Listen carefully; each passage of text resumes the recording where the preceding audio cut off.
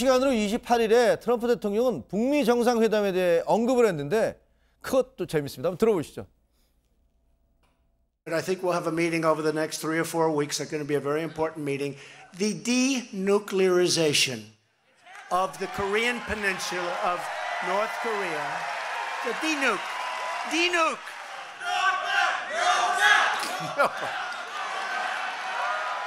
That's very nice. Thank you. That's very nice. Nobel. 자, 북미 정상회담 시기에 대해서 트럼프 대통령은 3, 4주 안에 열릴 수 있을 것이다. 5월 말에서 6월 초다 이렇게 했는데 훨씬 당겨지는 거잖아요. 일정이 굉장히 당겨졌습니다. 당초에 트럼프 대통령이 5월 말에 얘기했다가 6월 초를 얘기했기 때문에 그 6월 초마저도 얘기가 잘 안 되면 안 앉을 수 있다고 얘기를 했던 거거든요. 지금 남북 정상회담의 성과가 좋고 여기에 대해서 속도를 좀 당기는 모습인데요.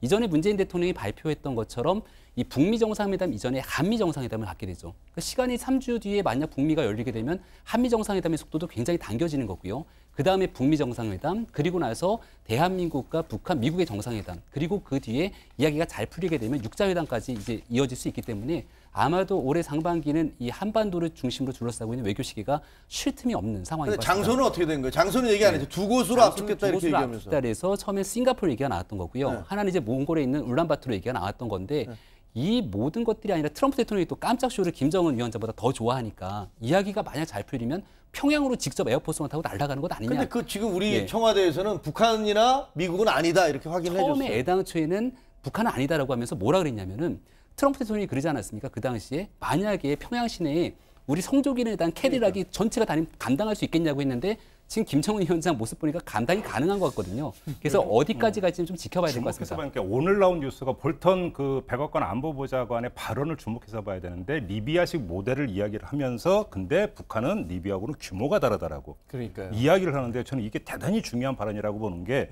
그러니까 일괄 타결, 일괄 해결을 계속 주장을 해왔는데 그 방향은 가지만 규모가 다르다. 북한이 훨씬 크다라는 이야기는 무슨 얘기냐면 완전한 그 해체까지는 폐기까지는 시간이 걸린다. 간단히 안 된다. 이 얘기는 무슨 얘기냐면 문재인 정부가 지금까지 추진해왔던 포괄적인 선언과 단계적인 접근. 그러니까요. 허구 사실은 맥을 같이 하는 이야기인데 볼턴 보좌관 입에서 저런 이야기가 나왔다는 것은 비핵화와 관련해서 북미 간의 물밑 조율에서도 상당한 지금 진척이 있었다라고 볼 수 있는 하나의 근거고 만약에 트럼프 입장에서 최대의 성과가 담보가 된다면 약속이 된다면 사실은 트럼프는 장소 선택에 있어서 오히려 고민이 줄어들 수 있습니다. 오히려 거꾸로 전문가들이 평양 카드를 이야기하는 이유가 뭐냐면 만약에 최대의 어떤 그 성과를 끌어낼 수 있다면 트럼프는 평양행을 마다하지 않을 거다. 왜냐하면 나중에 어떻게 정치적 주장을 할 수 있냐면 나는 모든 위험을 감수하고 적진까지 날아가서 최대의 성과를 끌어냈다고 홍보할 수 있는 거리, 최대 효과가 바로 그것이기 때문에 평양 카드는 끝까지 살아있다. 전문가들이 주장하는 근거는 바로 그거죠. 그렇죠.